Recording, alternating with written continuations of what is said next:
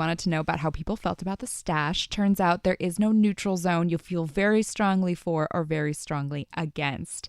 And we brought it up because it's kind of a trend and kind of interesting to know if you like to follow trends or not. Some people also felt very strongly about being a robot, and others like to keep up with things. Well, sometimes, Justine, you are so untrendy that eventually you come back in style again. And that experience happened to one Josh Freed, Montreal Gazette columnist, a trailblazer in men's hair fashion. He joins us on the line. Hello, Josh. Hi, Sarah. So your column about mustaches and baldness was really entertaining. Well done. Why did you decide to turn your interest towards hair? Well, I guess because I've watched for decades as I've been a kind of hair fashion trendsetter sort of decades before the trend is actually a trend. So I set the style, but I'm always out of style. And I think that's going to happen again now with mustaches. So I know we can see your face in the tiny thumbnail image when we thumb through the Gazette on Saturday mornings, but how would you describe your look right now? Well, I think I've always been what we call hair impaired, or some people would say hair challenged. You know, I've been bald really since I was at McGill. And so I set this style in baldness like 40 years before people started shaving their heads. And I think I still look like that now. Except when I set the style back then, the idea that you would polish your head and shave every last thing off was unthinkable. And I spent years what I used to call Levesquing my hair. Do you know what that is? That's like the comb over. Like Lorraine Levesque comb. Yeah, you grab the four strands, you've got iconic. You plaster them on top. You know, I did that for years until there were no strands left. It's so hard to watch because it was René Levesque's centenary last summer, and I watched some videos of him in his younger days where he's lecturing to university students and having debates, and he's such a powerful speaker, and he's so erudite and so interesting, but I can't stop looking at his head and going like, why the comb over, René? Like, qu'est-ce qui se passe? Like, I can't square that. I know that I wasn't alive for it, so maybe I'm missing something. It's just men's vanity. You know, it's really hard to get used to it. And, you know, what most people do eventually, Levesque never did, is you need something to stroke, you know what I mean? When you're thinking. I eventually grew a beard, which a lot of bald men do. And that was my second trend I set 30 years before anybody else grew a beard. And Levesque should have done that. He should have grown a beard, you know, because, you know, that made a big difference for me. First place, I saved a fortune, $12,000 estimated in barber costs of shaving your beard, and you know it worked. I got used to not being bald. Quebec somehow never did. Well, I think that in his defense, I think that at that period of time, politicians were a lot less image conscious than they are today.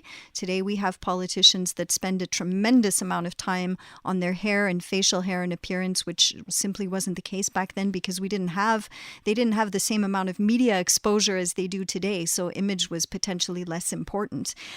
One of the things that you talk about, Josh, in your column is your kids' reaction when you changed your facial hair appearance. And this is something that a lot of our callers talked about as well, saying that they had a mustache and then didn't have a mustache, or they had a beard, and then when they removed the beard, their kids were shocked and didn't recognize them and were very destabilized by that change. Was that your experience as well? I shaved my beard off but left my mustache about 15 or 20 years ago, and my son, who was then about 10 years old, he wouldn't speak to me or look at me for almost 2 weeks. He would look away and not look at me because I was no longer dad, okay? You were the imposter dad all of a sudden, the beardless imposter dad. Yeah, it was really shocking at the time, and I was very tempted to take the mustache off. But I kind of liked it because the mustache is kind of unserious. I've always been a fan of jokes from Marx. I got to like it. And believe it or not, eventually my son accepted me back. Oh, what a relief. I've had a mustache ever since. And nobody else had a mustache for years while I had one. I was totally lonely out there setting that trend that I like to set. And now suddenly I read that, you know, everybody's growing mustaches. You know, Justin Bieber, Harry Styles, not Madonna. She's resisting. But bald is it. You know, mustaches are in now. Suddenly mustaches are hot. And I have set the trend 13 or 14 years before anybody thought of it. There you go. You do something, you stick with it long enough, eventually it becomes a trend.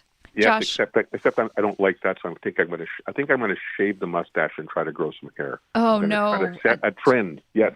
No, Josh, don't do that. Josh Freed is a Gazette columnist, and we're asking him about his latest forays into hair, both on the face and on top. So, you actually undertook some experimental treatments to see if you could stimulate growth, even though you hadn't had any hair up top since your college days. Yeah, when I was young, I went off and I make documentary films. So I got some broadcasters to pay for me to travel across North America in pursuit of the hirsute.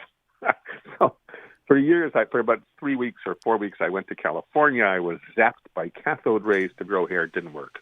I had a hormone treatment that kind of grew some hair on some heads some of the time. I met a famous sorceress in Pennsylvania. She was a hair sorceress who all the pilgrims who were hairless pilgrims came to see her. She lathered my head in this kind of a vat. She had a vat of Seagrams that she put 22 ingredients into, and the secret ingredient was bear grease. It was supposed to make me furry as a grizzly. You think it worked? Good old snake oil. Didn't work. Nothing worked. Nothing worked. You had to get used to it. I stopped combing over. I got used to it. I saved a fortune in haircuts. I've had a mustache.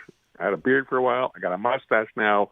Whatever works, I say. And whatever works, eventually the world will catch up. That's how I see it. When can we catch Pursuit of the Hirsute?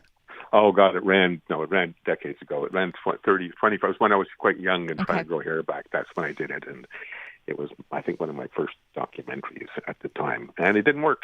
It was a fun film, but no hair. Hair treatments have evolved quite a bit since then, as you must be aware. And I was very surprised when I went to a trip to Istanbul. I was actually there for a conference on municipalities. And in the hotel that I was staying in, I saw men walking around with bandaged heads, but a considerable amount of men walking around with bandaged heads. And it took me a while to figure out what was going on. I finally asked somebody at the reception, and they said that they offered a package treatment at this particular hotel in Istanbul, which includes the flight, the stay in the hotel, and the hair implant treatment, where they remove hairs from the back of the neck and implant them in the top of the head. And this has become apparently so popular that Turkish Airlines is now called Turkish Hairlines by some people. I'm not making this up. I believe this is what I was told. Turkish hair for a while, but it sounds. I could see where young men would be tempted. Right, but it must cost a fortune, and the amount of money that men must be willing to invest in order to get hair on their head again. It's incredible. Yeah, it is. It is. And one of the troubles is that each time you put hair in, your hairline recedes again, and you have to go back and get more hair, and you're forever chasing your hairline is one of the problems. So until you're really fully bald, which may be too late, it may not be worth going to Turkey. I can't say, but Sounds like what I've noticed over the years is that those who have surgery once have it many times. Consider the future before you do that. It's not so bad to be bald. I got totally used to it. Yeah. My hair never gets soaking wet. I don't spend money in haircuts. I'm a happy bald guy. It is possible to be. I would be unhappy with hair now. And can we say embrace who we are? Yeah, I think that's the healthy attitude. Look, whatever you ended up with, that's who you is my feeling. And I think if you can handle it, you'll be happier that way. If you got to chase after your hairline the rest of your life, you're always gonna need something. So better to take what you got now. And nevertheless, Josh, please let us know if there's a Pursuit of the Hirsute Part 2, and if you happen to go on Turkish Airlines. Really appreciate your time today. Thank you. Take care. Thanks, Bye-bye. Josh. That is Josh Freed, Montreal Gazette columnist, talking to us about the latest trend. He's been so out of style, he is now in style.